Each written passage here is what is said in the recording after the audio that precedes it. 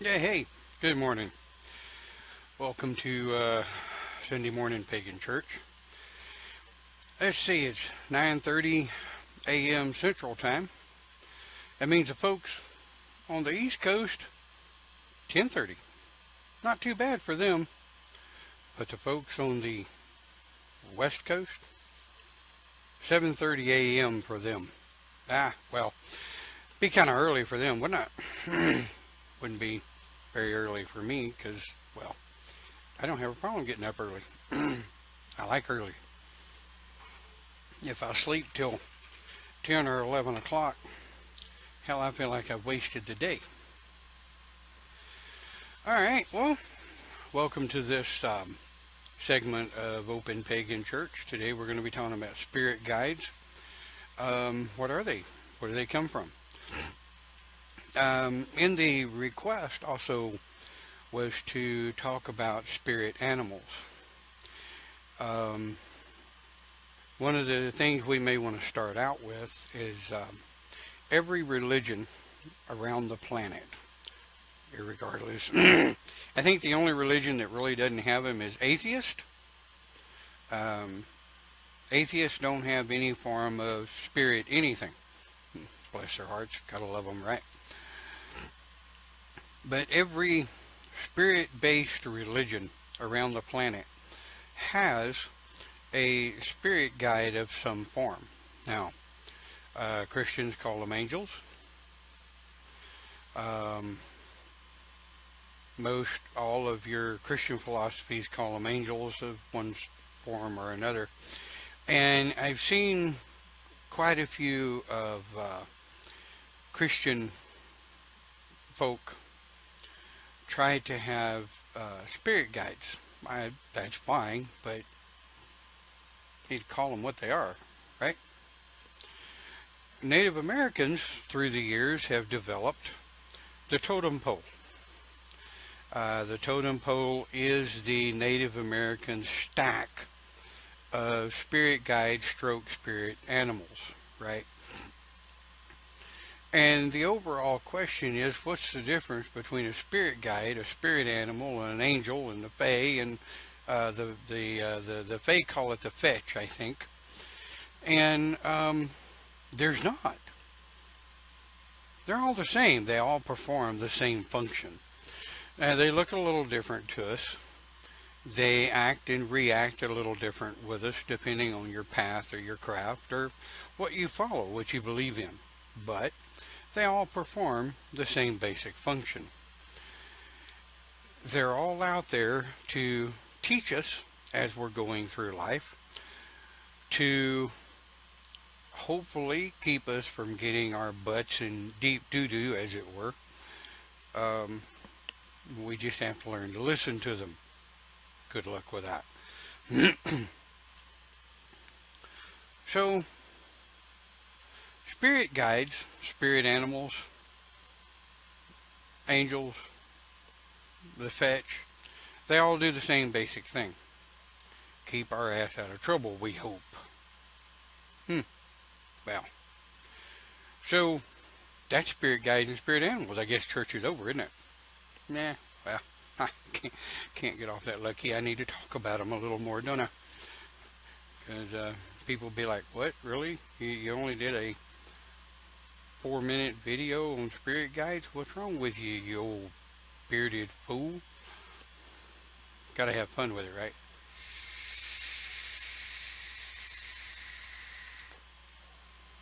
Well, let's start with, since I've had so many requests for spirit animals, let's talk about the Native American totem. What is it?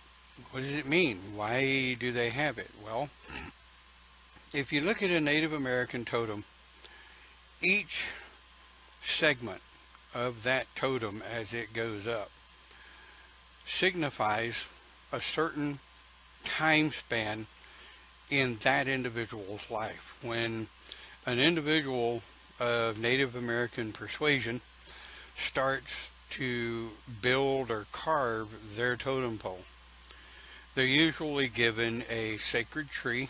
either by the chief or the shaman of the tribe, or the medicine man, whatever you want to call them, or by one of the elders of the tribe. And every member of the tribe has a totem pole, or a totem animal, or animal guide, as you want to call it. Very few Native Americans actually carve their own totem pole. Okay? Most of the totem poles that you see represent the tribe.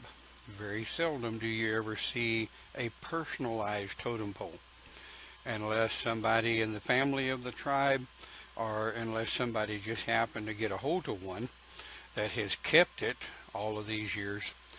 Very seldom are you ever going to find a personal totem pole. So how do they work? Well, according to Native American tradition, when you are born, you are given a spirit animal to walk with you during that time of your life. Some people may be given a duck. Some people may be given a squirrel. Very seldom do you see a child being given a lion, a tiger, or a bear, or something of the larger beast, as they call them, to guide them as a child. Now, I've always and forever had these people come across the student tree and they go, "Oh, I'm a bear. I'm a lion. I'm a tiger. I've always had a bear. I've always only had one bear. Ever since I was a child, I've been a bear." Okay, that's fine. You can think you have whatever you want. I'm just going off of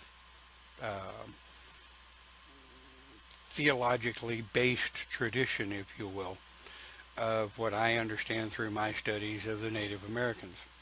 I can tell you that my family heritage is Choctaw Indian, Scotch, Irish, and I have to claim a bit of English. But the base core of most of our family is either Choctaw, Irish, or Scottish. And hasn't been DNA tested yet. That takes a little more money than the old fuzzy ones got to do at the moment. Eventually I may get one done. Eventually I may not.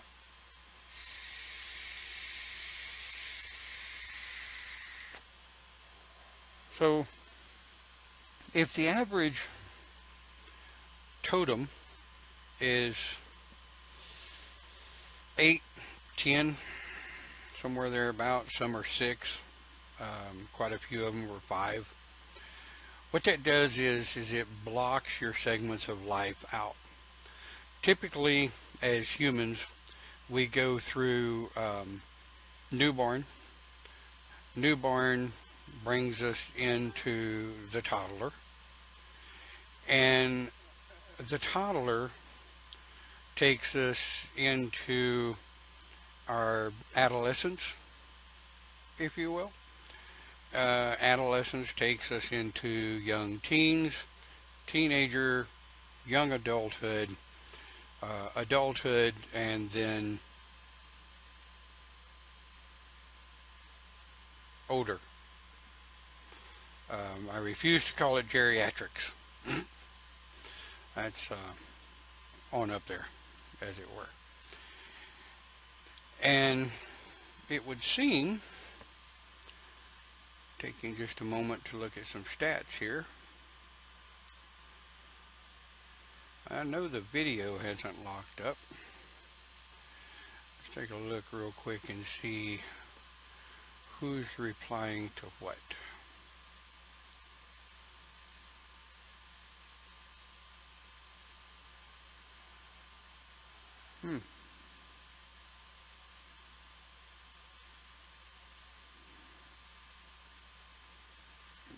Alright.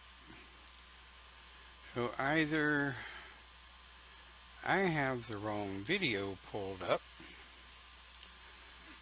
or I'm not seeing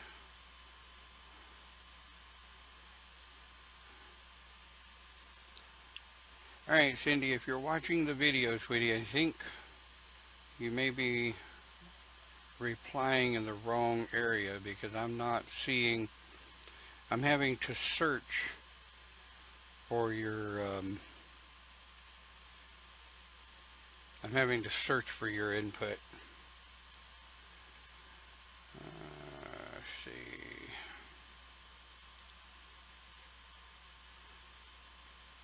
Give me just a minute while I become technically difficulty, I guess.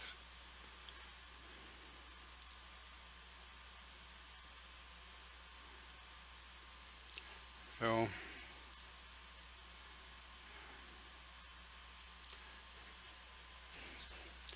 alright, so I guess we will continue on, and hopefully folk that want to chat. Ah, there she is. I see her now. Alright. So, where were we? Oh, totems, yes. So, each segment of your life that you go through, you have a different or extra totem animal with you, right? So, let's say you're a squirrel in your adolescent years, right? The ages from born to 5.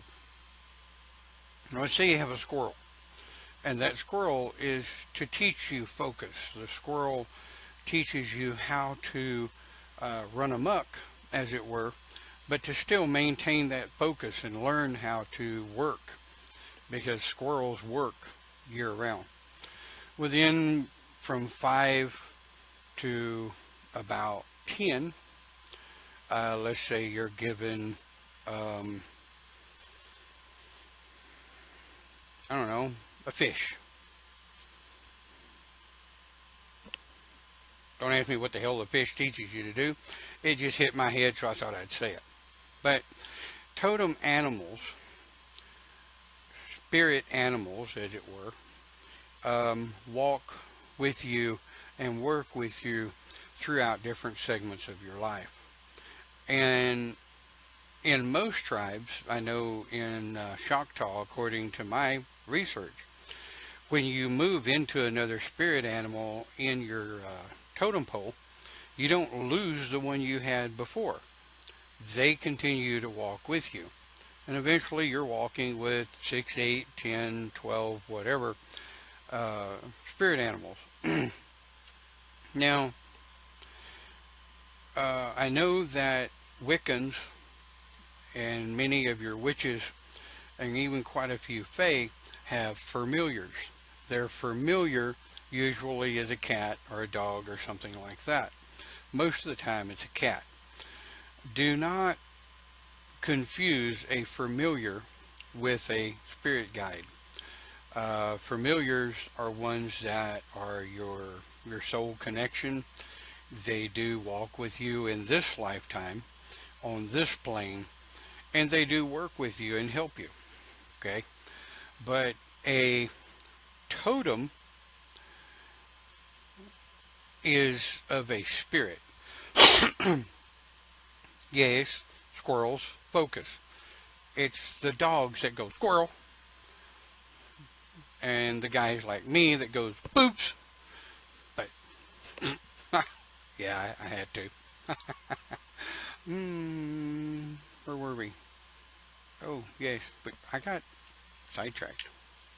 Not that I do that. So, understanding the totem and the animal guides and where they come from, they do change. They can change. Some people will walk with the same one for a very long time, and some people will carry 1 or 3 or 5 or 10 spirit animals or whatever. The Celts, such as the path that was chosen for me to follow, as a follower of the Celts, we work with spirit guides.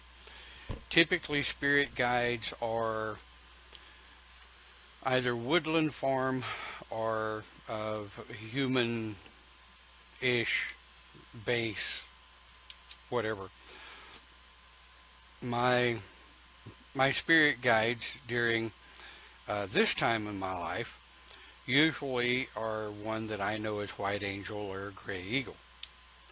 Now, for the longest time, in my young adult years, on up until I was in my 30s and 40s, I had one spirit guide. Was white angel, and I only ever saw him really as a puff of smoke. You know, I basically coined the phrase white angel because he just quite simply looked like um, an old Celtic priest, if you will. And the word angel comes from the fact that he had wings. Back then, I was not educated in angel, spirit guide, whatever, and the differences therein. So people look at me kind of weird when I tell them that I have a spirit guide. I am Celtic, and my spirit guide is white angel. Get over it, that's his name. It is what it is. So your spirit guides are typically given to you, typically, at the time of birth. Now, those spirit guides can change. Seldom do we ever, do the Celts ever keep a spirit guide and then stack spirit guides the way the Native American stack totems. That gets a bit confusing. When you have that many rumbling around in the spirit going, you need to do this. No, I would do that. Well, I think I would do this. And it's like, well, somebody shut up. Y'all are driving me crazy. So typically, a spirit guide generally is a maximum of 2. Now, you'll go through several in your lifetime, and you may come back to one you had prior. And I have people ask me all the time, what is the right way and the wrong way to get your spirit guide? Well,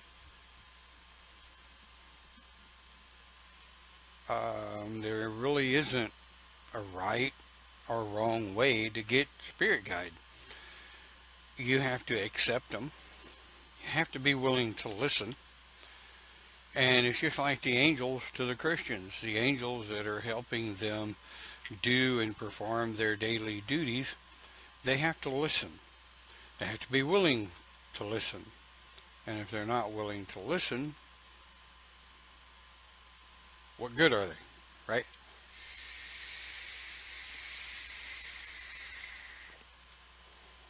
Well, you know, we are to the spirit guides much like our children are to parents on this plane. And I will explain that momentarily. Pardon me while I blow my nose.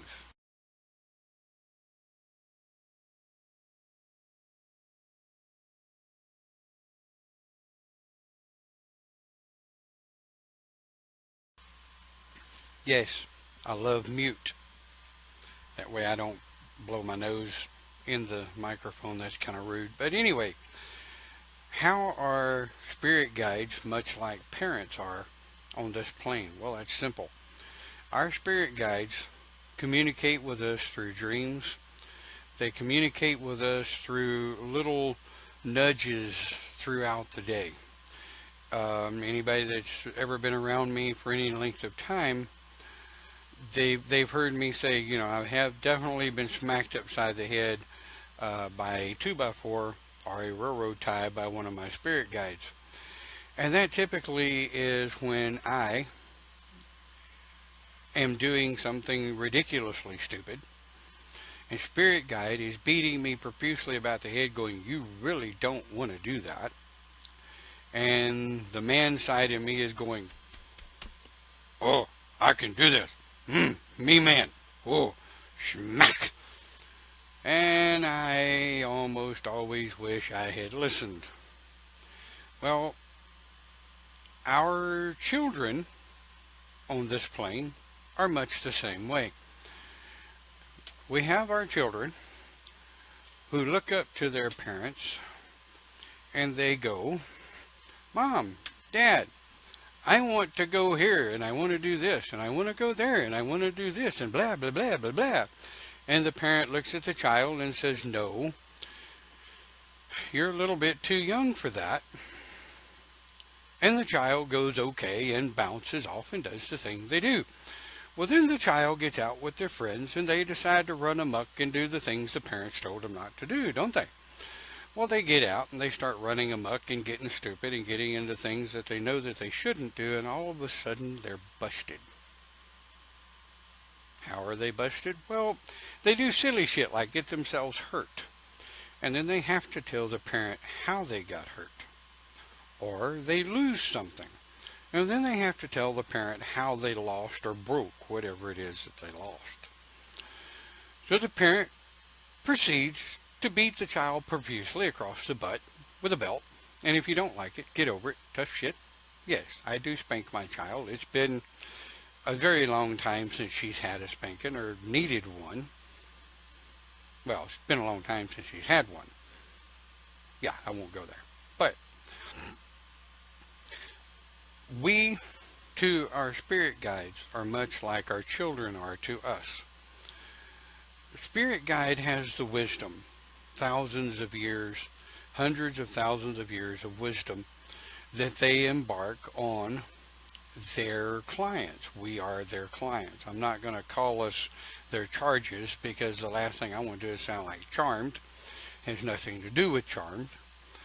But we are under their tutelage, so to speak. And we hopefully listen to what they're telling us. Now, at the same time, understand, I don't know about animal totems because I've never walked with an animal totem that I know of. But spirit guides a lot of the time speak in parables. And a parable is a form of a question for which you have to figure out the right answer. Now, keep in mind, with spirit guides, they also have a very crude sense of humor.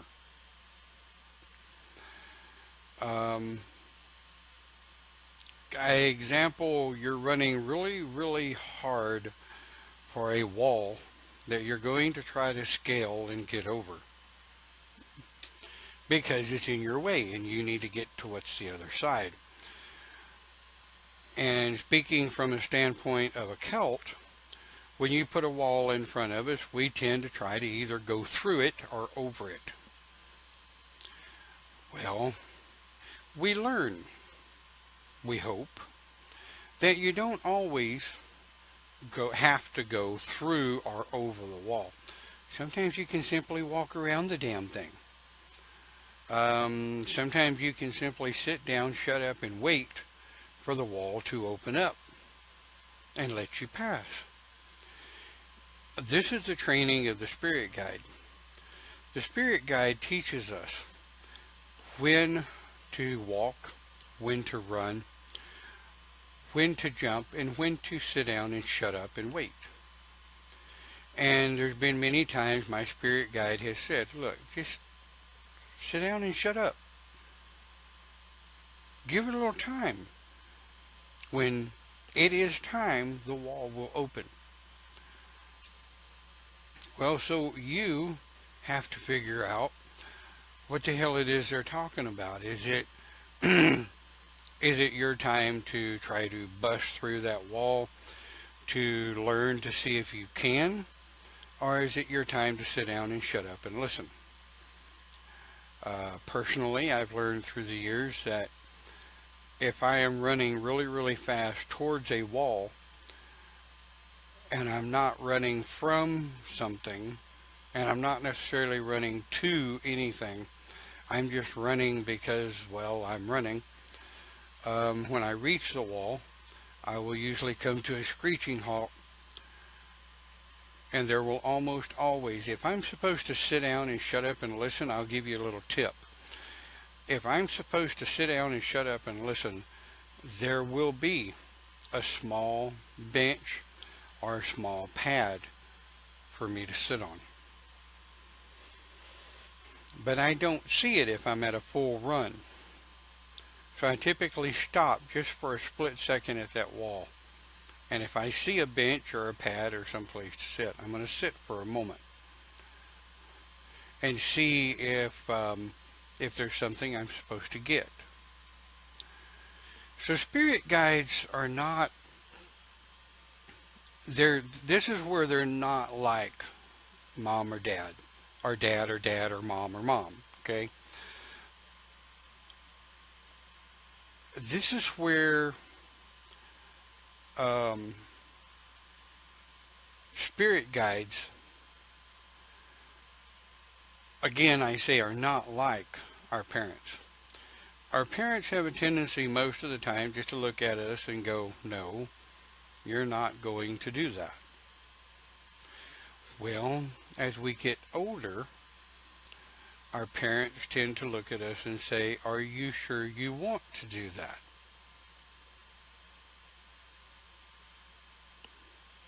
Which seriously makes us question our own existence for a moment, because we're wondering what the hell it is mom is talking about. We're wondering what the hell it is our parental figure is talking about. Am I sure I want to do that? Hell, I don't know. It sounded good a minute ago. Well, as our children get older, so do our explanations of things that they should or shouldn't do.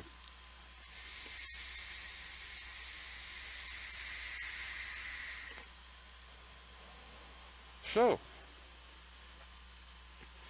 I know that as my daughter gets a little older, my explanations get a little older, and a lot of times now I will look at her and say, what time is it? Or watch your time. Because she's old enough that she should know better. She knows what certain times of the day we do certain things in this household. Well, Spirit Guide does the same damn thing to me. A lot. I will be in meditation, or I will be doing something, and Spirit Guide will go, what is it you're supposed to be doing? Hell, I don't know. What is it I'm supposed to be doing? And then I have to stop, open my head, and go, oh, that's what I'm supposed to be doing. Okay. And I get on with it. Or I have a real good reason why I'm not. Now, again, paralleling the spirit guide and the parental figure, we don't like excuses. My favorite saying is, and yes, you're welcome to use it, but my favorite saying is, excuses are like assholes. Everybody's got one, and they all stink. Spirit Guide has used that one on me a couple of times through my younger, stroke, older, earlier years. Yeah. Totems perform the same way. Angels perform the same way. Like I said, throughout the globe, every religion has their own form of spirit guide. And when we come back for the next segment, we're going to take a break here in a moment and take a pause for the calls, as it were. But think about something while you're on your break. What does your spirit guide do for you? Have you met your spirit guide? Do you have a spirit guide? And I'll answer these questions in 5 minutes or so when we get back from our break. Take 5, enjoy the music, and I will be back with you shortly.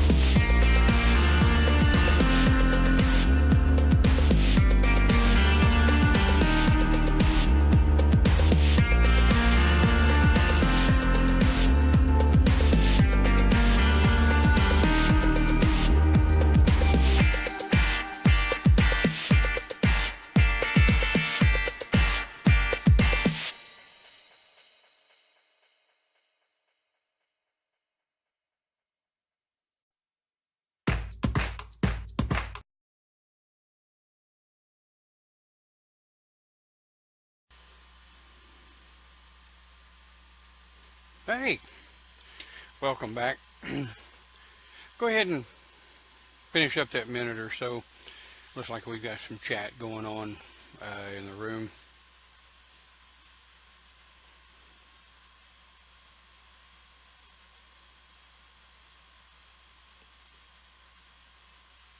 Right, well, we're going to send out some positive energy to Miss Tasha in the chat room. Looks like she's having a bit of a rough time there. So we'll definitely send out some positive energy for her. Hopefully her spirit guides will help her through her hard times. We always have them.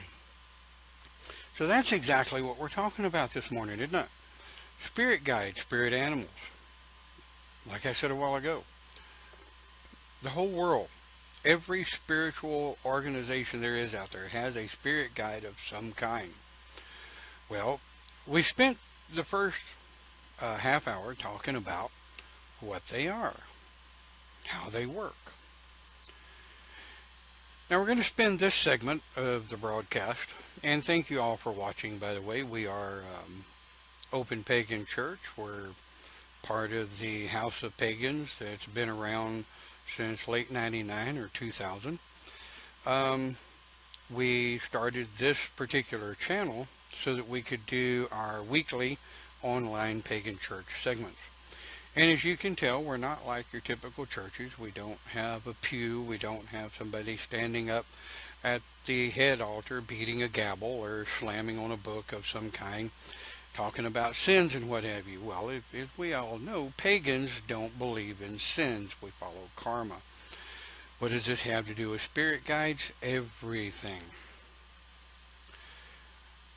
Spirit guides, as well as gods and goddesses and other forms of deity, whichever we're oathed to. Spirit guides are much like I said earlier, our parents. They watch over us while we're growing up. They listen to us when we have issues. A lot of the times, I will communicate with Spirit Guide and ask Spirit Guide to take that to counsel to the shaman triad, Great Spirit, God and Goddess, or Great Spirit, Goddess and God, depending on how you want to look at it, the triad as it were, and see if I need to follow more the masculine of the triad or the feminine of the triad, and that gets way shaman and gets way Celtic shaman, way outside of the architecture of the Open Pagan Church, so we won't even go there. I could do 3 or 4 shows on that one alone. So, Spirit Guide, I ask them a lot, do you really think I should do this? If I have time. There are some things in life that as a human, as a 55-year-old human in this lifetime, I simply have to take the bull by the horns, so to speak, and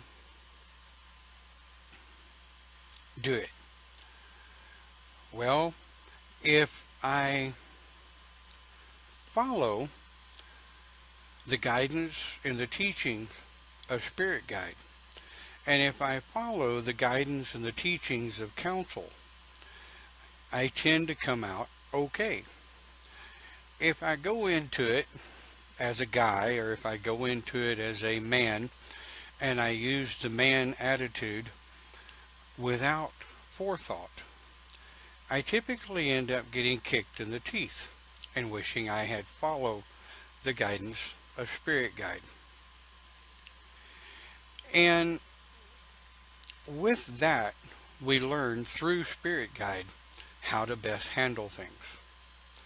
And so, like I say, in this segment, we're going to learn how to communicate with Spirit Guide, what's the best form of communication, and how to be able to tell training from Spirit Guide versus training of a chaos demon, for lack of a better term, of a chaos demon that wants to shove us off track, shove us off path, make us do things that we normally wouldn't do within our character. So we first are going to start with finding our Spirit Guide. Have we always had a Spirit Guide? Sure we have. You're given a Spirit Guide at the time of your spiritual birth in this lifetime, which means you had your Spirit Guide before you ever come out of the womb. And when you come out of the womb as a newborn, as an infant, we still have that spirit sight. We still have the sight to be able to see between the realms and all of the realms around it. Why do we lose that? I mean, that's been an age-old question, because as a child, generally pre-speech, before an infant actually starts to talk, they still have spirit sight. And they coo and caw and talk to them and speak whatever language there is that they're speaking. And as they begin to learn speech, they begin to learn the language of their culture, their village, if you will. Whether it's American, whether it's English, Native American tribal, Hispanic, um, Russian, Japanese, Korean, German, whatever, just before they really start picking up on speech communication, something starts to happen to that spirit sight. The infant starts becoming more connected, more aware, and more visually astute to this plane. Now, many of us were not fortunate enough to have parents. But we had good parents. I mean, I had good parents. Um, but a lot of times, parents become wrapped up in the now, in this plane. They forget to continue to teach their children to believe in magic, to believe in energy, to follow the spirit guides, to listen to what the spirit guides are saying. They don't always have to immediately do what spirit guide says to do, because there requires a little bit of human analysis on spirit guide, right? What did I put my arm in? Not much telling. Um, so we need to learn to listen and tell the difference. What is the difference? Well, most of us, by the time we're 5 years old, we understand the base philosophy of right and wrong, if we've been taught. Most children, by the time they're 5, and most children, by the time they're 5, they can reach the stove, they can reach the coffee table, they can reach low furniture. And by the time they're 5, the child should have already had some interaction with, don't touch that, it's hot, it will hurt you, it will burn you. And you'll go, ouch, it'll burn you. So you communicate with the child for their age group, right? Spirit guide is the same way. When we are young children and our spirit guides are walking with us through our younger years, that tends to be trained out of us.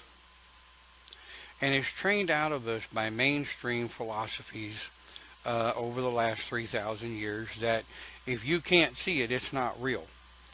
If you can't see it, it's not real. But I want you to believe in God, and I want you to believe in Jesus, because only through Jesus can you find heaven. But if you can't see it, it's not real. Anybody else see a problem with that, or is that just me? If you can't see it, it's not real. If you can't touch it and feel it and smell it and taste it and hear it, it's not real. But I want you to believe in God.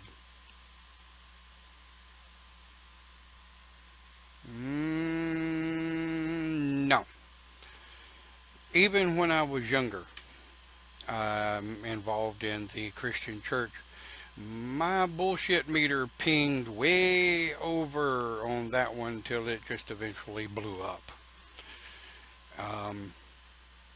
But in the late 90s, early 2000s, as I became more involved in the pagan philosophy, getting back to the roots of my ancestors, I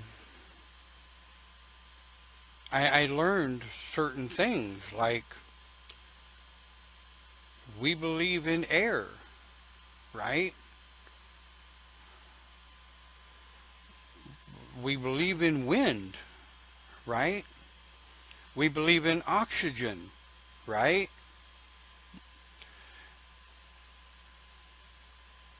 You can't see air, wind, and oxygen.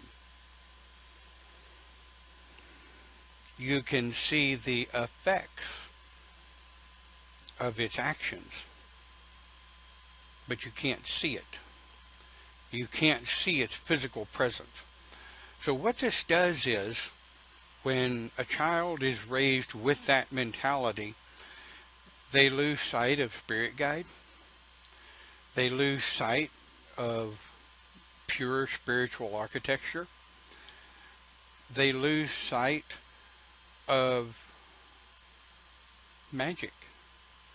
The magic of the beauty of the trees. The magic of the beauty of Mother Earth and the things that she grows. Spirit guides is the same way. We are taught, mainstream philosophy humans are taught, not to believe in anything except for what the preacher tells them to. If the preacher doesn't tell you it's okay, then it's a sin. Boy, could I get off on that rant, but I won't. I'm staying on topic. Ish. Spirit guides are the same way.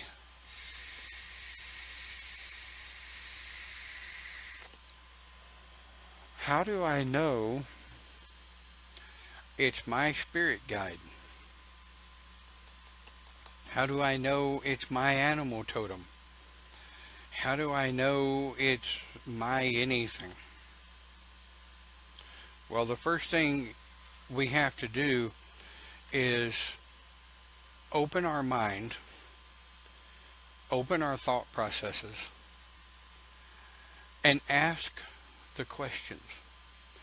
Now, I don't know about fetches and animal totems and what have you, but I can tell you that the Celtic spirit guides that I follow as a shaman want me to ask questions. I quit a long time ago asking, are you real? Real, the term real, when you're talking about the spirit world,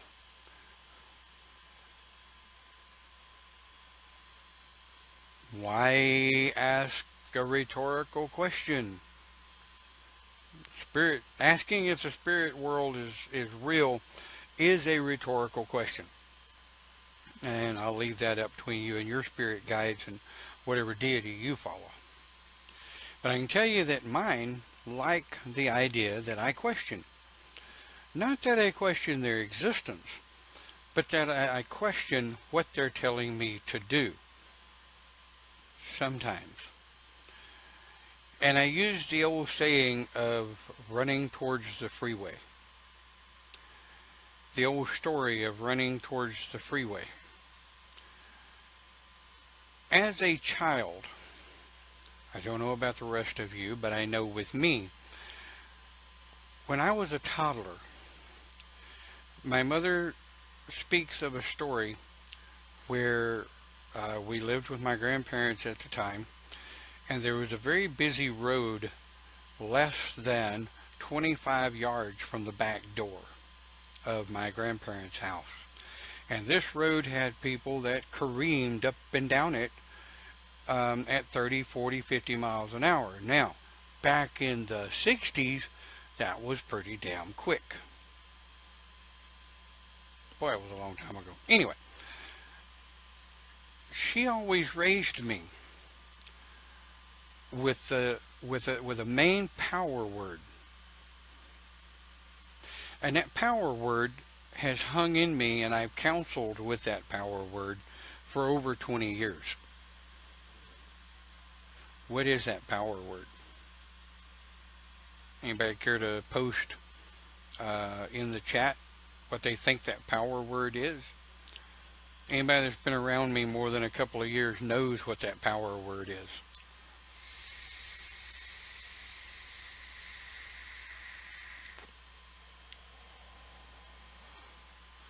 Come on. Come on. Somebody. Anybody. Stop. Absolutely. Thank you, Camille. Stop.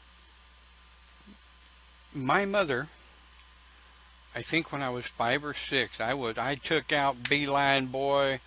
My diapered little butt was headed right for the road, and Mother stepped out the back door and hollered, "Stop!" And I came sliding to a diaper sitting whoa. Because the programming in my mind told me that if my parent hollered, "Stop," something bad was going to happen if I didn't.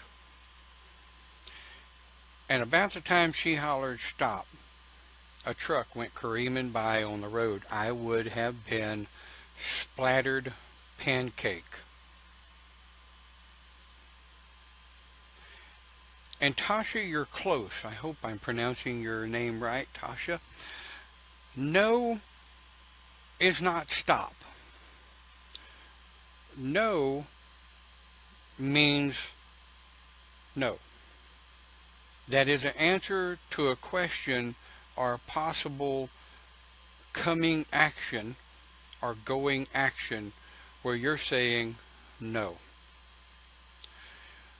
But to stop is to stop the action before the question's ever asked.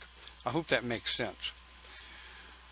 So Spirit Guide will use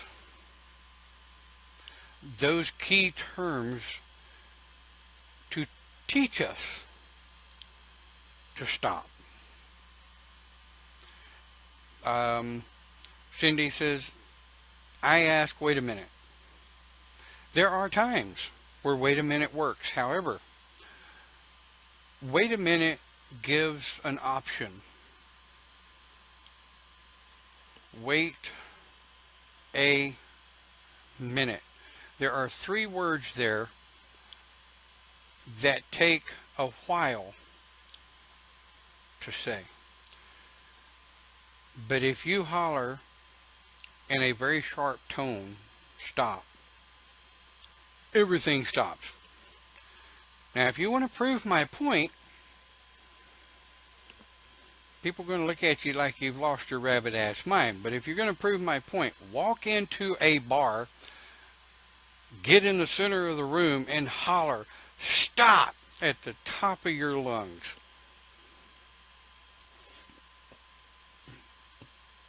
I guarantee you, every face in that bar, with the exception of 2 or 3, will stop. If not for just a second, the sheer shock of the word stop will shock them into, okay, what? I didn't do it. I don't recommend you do that in a biker bar, though. Could cause some rather odd problems. Spirit Guide, we're back on track. So, how do we know it's my spirit guide, or if it is, for the lack of a better description, a chaos demon? Now, a quick disclaimer, folks. Not all demons are bad. Okay, I'm going to say that, and we can debate that on a later program. But not all demons are bad. There are quite a few demons that are simply chaos demons that like to run amok and cause havoc. Sometimes they're fun to watch until they start running amok in your world. But chaos demons will try to come to you in the place of your spirit guide, and you have to follow your heart, follow your gut, as it said in the chat room. Follow what you know is right or wrong, right? As pagan, we don't have 10 commandments. As pagan, we don't have a Bible telling us to go out and stone women. We don't have all of these ideological written philosophies trying to tell us how to live a good life. We have spirit guides, the teaching of gods and goddesses, councils if you have councils. I know that the Fae have a council, the witches have a council, most shamans have a council, and most druid groves have councils. But if your particular path doesn't, don't worry about it. Now,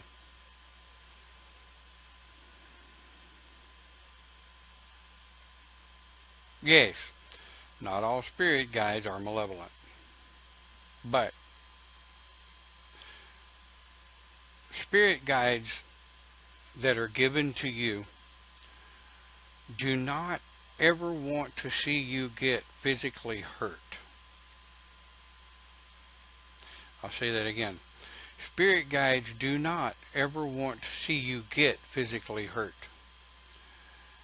Now, because they are of the spirit realm, they can trip you, they can tap you on the shoulder or spiritually smack you upside the head, but they cannot physically harm you or cause you physical harm. Who does that? You do. Okay? And I say this all the time. Who ran into that wall? Who made you run into that tree? Who made you steal that item that wasn't yours? Who made you lie when you didn't have to? You did. Not spirit guide, not god and goddess, the chaos demons. Chaos demons cannot make, I say this again, chaos demons, no demon anywhere in the underworld, no matter who they are, cannot force you physically to do anything. It's been proven time and time again. The old saying back in the 60s, the devil made me do it? No. No. You, as a human being, made the choice to say the word, speak the sentence, perform the action, or not perform the required action therein.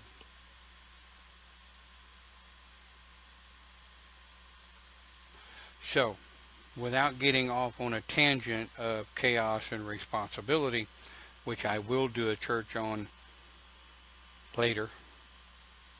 I may do chaos and responsibility next Sunday. That would be real good to follow this one up, but we'll see. So, in this last half hour,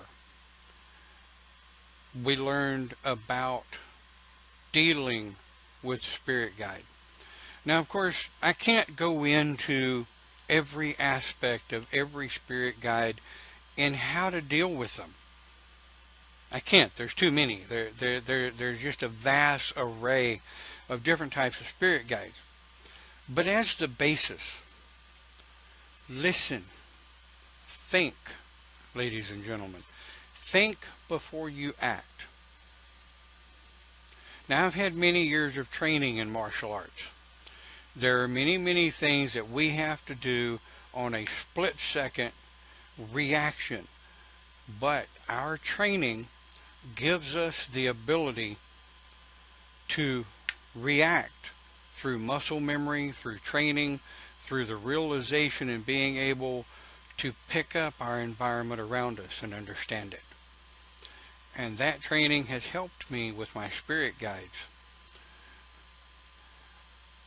We're going to take a bit of a break. That was our second half hour. Take 5, pause for the cause, go get you some coffee. I'm going to let my voice rest a bit. When we come back, we've only got 20 minutes prior to my radio show on UnitedPaganRadio.net, right? So, I hope you're enjoying the broadcast, and we'll see you in 5 with the wind down, or the closing, as it were. Talk to you shortly.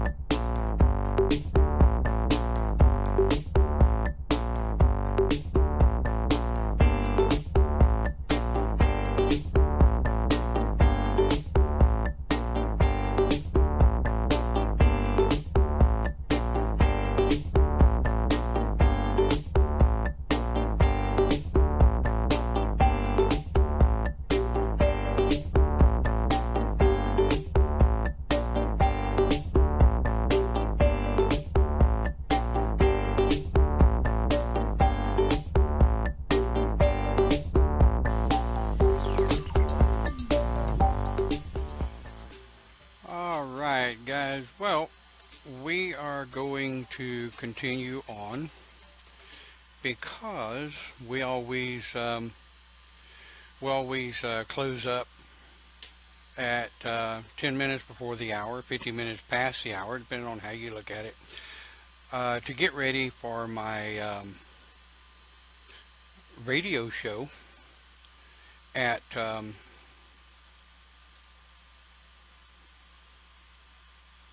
11 o'clock a.m. Central Standard Time. And we hope to see you here during the broadcast. I see an old face in there that I watched this kid grow up. He was a good kid, turned into be a good man. So, Spirit Guide, where do we go? Where do we go from here? Well, someone just typed into the group, I don't know why I'm so inconsistent coming. Well, I am a firm believer that we are where we need to be when we get there. And typically, guys, I hate quoting TV shows. That's so damn cliche. But it was best quoted on one of the TV shows when the old wizard said, "When I get there, I am precisely on time." Yeah, I tried that one time with my boss. He Didn't quite see the levity in it. No, really. Well, you know, you're here when you can be here, and you're there when you can be there.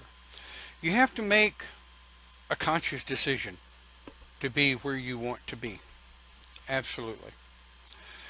Well, in our uh, final conversation as we wind down for the day, what have we learned?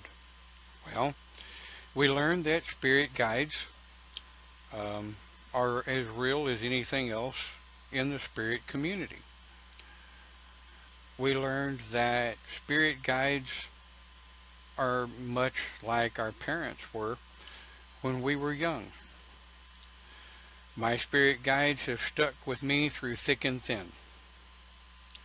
And now, where I am in my training, my spirit guides have taken my two astral personalities that I am throughout many of the different hats that I wear, and made them my primary spirit guides with them as backup. That's a very interesting story. It's a very long one, but I can tell you that yes, spirit guides can change as you go through your training and your learning. And I've had many questions, and I do want to cover this in the last segment. People have asked me, or people have told me, my spirit guide is a dragon. Okay, I don't see it, but okay. I have dragons that walk with me from time to time. I see, deal with, and interact with dragons on the astral plane. Dragons typically run a bit too amok for me to follow a dragon as a spirit guide. But it's not to say you can't have a mouse as a spirit guide. I can't sit here and tell you that this coffee cup can't be a spirit guide.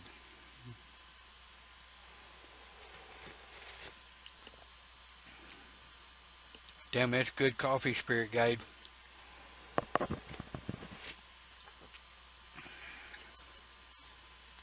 I can't tell you that believing in a rock as your deity doesn't make it real.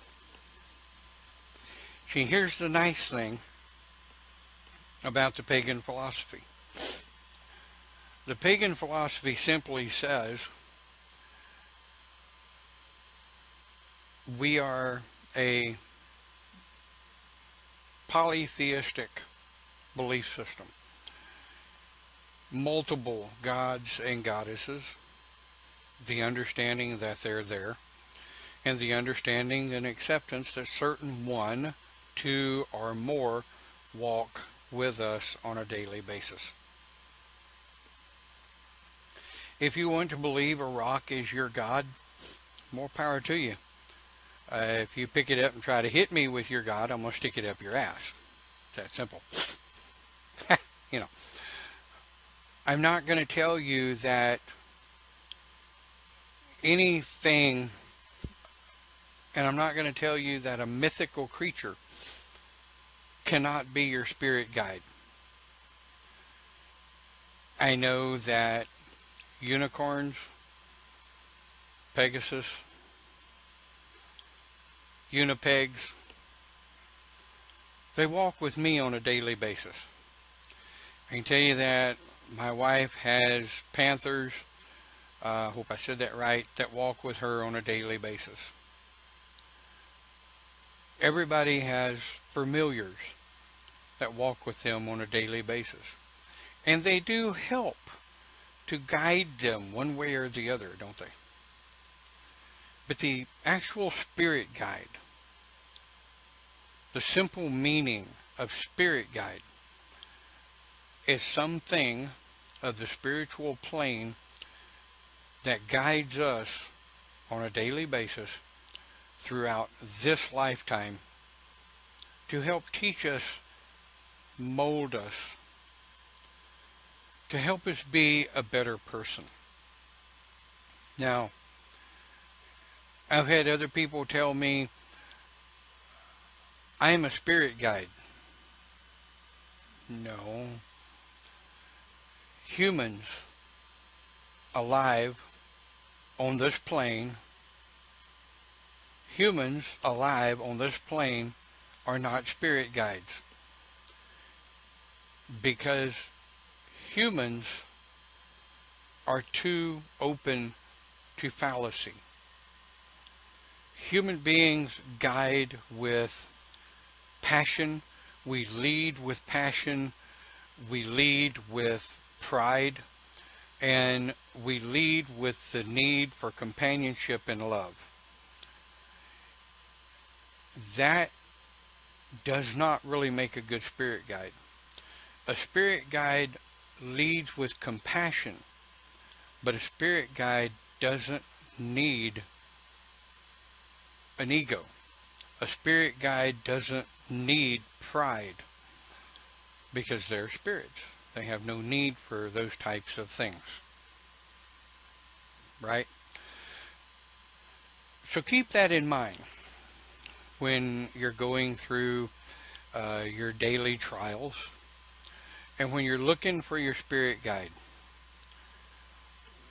Don't look for your spirit guide like you would look for a lost set of keys. Don't look for your spirit guide like you would look for your lost cigarettes, your lost vape, or your lost glasses that may be sitting right on top of your head. Because your spirit guide is sitting right there. Spirit guide is sitting right here. Spirit guide is not found under the couch. Spirit guide is not going to be found under the seat covers. Spirit guide first has to be accepted, embraced, acknowledged, communicated with, and has to be asked the number one question. Spirit guide can knock on the door, but until you let spirit guide in and listen and ask spirit guide, walk with me, teach me, show me the way.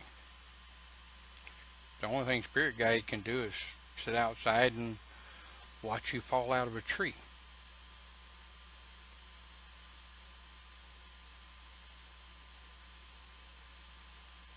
So, where do we go from here? We stop. We listen. We enjoy life to the best of its ability. But when we know that we're fixing to do something that we shouldn't,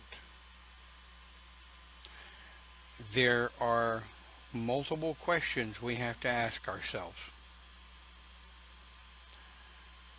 And I totally agree with Paul.